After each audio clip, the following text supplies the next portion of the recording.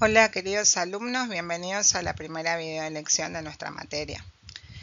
Nuestra materia se llama Traducción General, es una materia de cursado anual.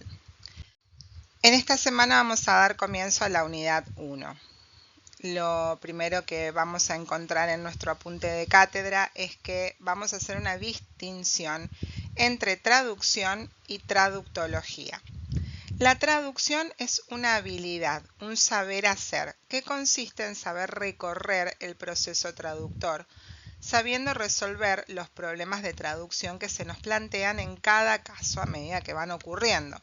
La traductología, en cambio, es una disciplina y como tal estudia la traducción. La traducción es su objeto de estudio. Se trata pues de un saber sobre la práctica traductora. Aquí nos referimos a la traducción que se produce en tres sistemas lingüísticos diferentes, la traducción interlingüística, ya sea escrita, oral, audiovisual, etc. Utilizamos las palabras traducción y traductor en un sentido amplio para referirnos al acto y a la persona que efectúan la mediación entre un idioma y otro. Tres cuestiones básicas surgen al momento de plantearnos una reflexión sobre la traducción. ¿Por qué? ¿Para qué? ¿Y para quién se traduce? Se traduce porque las lenguas y las culturas son diferentes. La razón de ser de la traducción es, pues, la diferencia lingüística y cultural.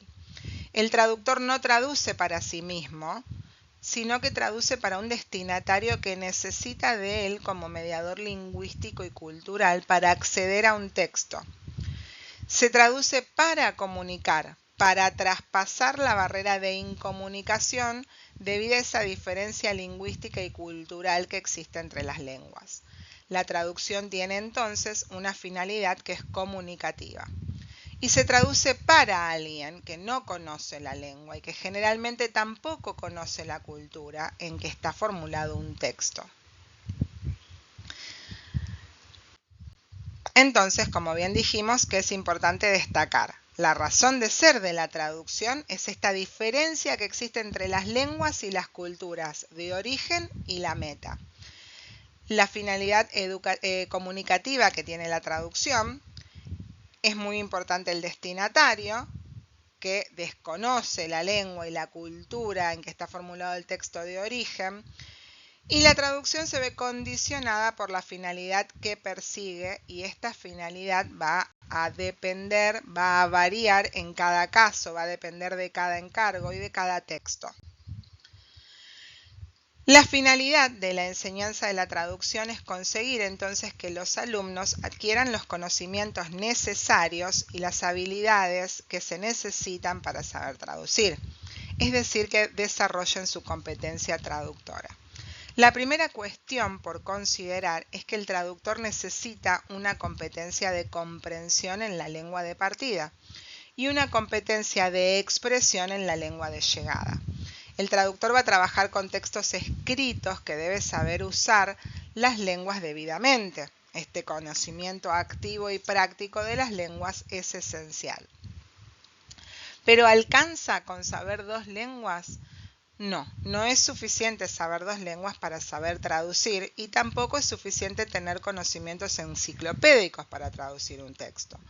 No basta con los conocimientos lingüísticos, porque el traductor también tiene que poseer conocimientos extralingüísticos, como por ejemplo sobre la cultura de partida, pero también la de llegada, la que va a traducir.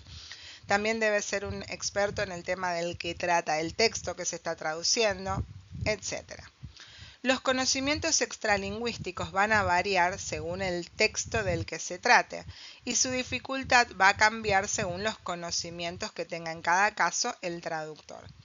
Pero para poder traducir son totalmente indispensables, ya que sin ellos el traductor no puede comprender el texto original ni tampoco puede reformularlo debidamente. Aquí tenemos un ejemplo.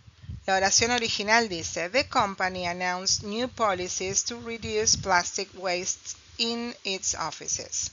La compañía, la primera propuesta de traducción dice, la compañía anunció nuevas políticas para reducir los desechos plásticos en sus oficinas.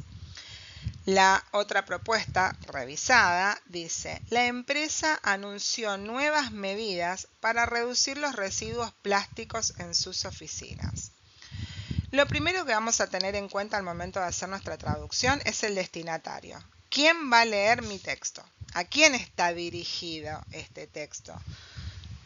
¿Cuál es el registro? ¿Dónde lo van a publicar? ¿Dónde va a aparecer esta oración?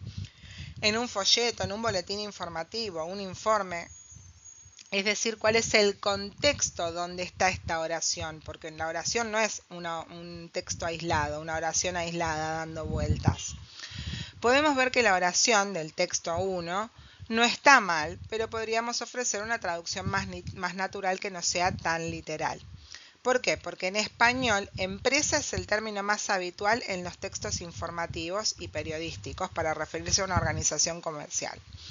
Compañía es una palabra que existe en la lengua española, pero que se usa más en otros contextos, como por ejemplo en el nombre propio de una compañía, tiene más que ver con el registro jurídico o más con registros formales. Política en español es un término que suele asociarse a lineamientos amplios, a marcos normativos o a estrategias institucionales. Medida transmite mejor la idea de acción concreta, que es lo que sugiere la palabra original en inglés. Aquí podemos ver entonces que traducir no es solo pasar palabra por palabra, sino que vamos a tener que elegir la opción más natural y adecuada de acuerdo a cada contexto. Acá tenemos otro ejemplo más. Students are encouraged to participate in the survey to share their opinions about the new library services. La primera traducción dice, se anima a los estudiantes a participar en la encuesta para compartir sus opiniones sobre los nuevos servicios de la librería. En cambio, la otra propuesta dice, se invita a los estudiantes a responder la encuesta para compartir sus opiniones sobre los nuevos servicios que ofrece la biblioteca. En este ejemplo vemos que una traducción literal puede ser gramaticalmente correcta. Es una oración que está gramaticalmente correcta, tiene sujeto, predicado, etc. Pero, ¿qué pasa con el significado de algunas palabras que se usaron en la primera versión de la traducción?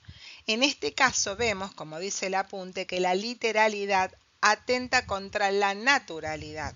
¿Qué quiere decir esto? Que para producir traducciones de manera correcta, para poder traducir de manera correcta, muchas veces voy a tener que usar los diccionarios, bilingües, monolingües, español, inglés, para entender el significado de una palabra en este contexto que estoy traduciendo.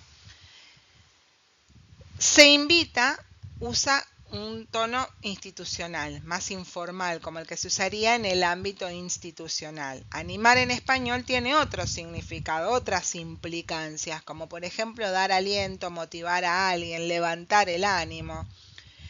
Entonces dijimos que invita implica extender una convocatoria o solicitar la participación de. Además, también nos vamos a encontrar en las traducciones con un error de selección léxica. La palabra library se parece a librería, suena parecido, pero en realidad significa biblioteca. Entonces tenemos que tener también mucho cuidado de no confundir los términos cuando realizamos nuestras traducciones. Recuerden, como dijimos antes, que traducir no es solo trasladar palabras de un idioma a otro. Esto es todo por esta semana. No se olviden de presentarse en el foro, de pasarse sus teléfonos si quieren formar un grupo de WhatsApp para estar en contacto, y cualquier duda que tengan o que pueda surgir también la pueden plasmar en el foro. Saludos y nos vemos en una próxima video lección.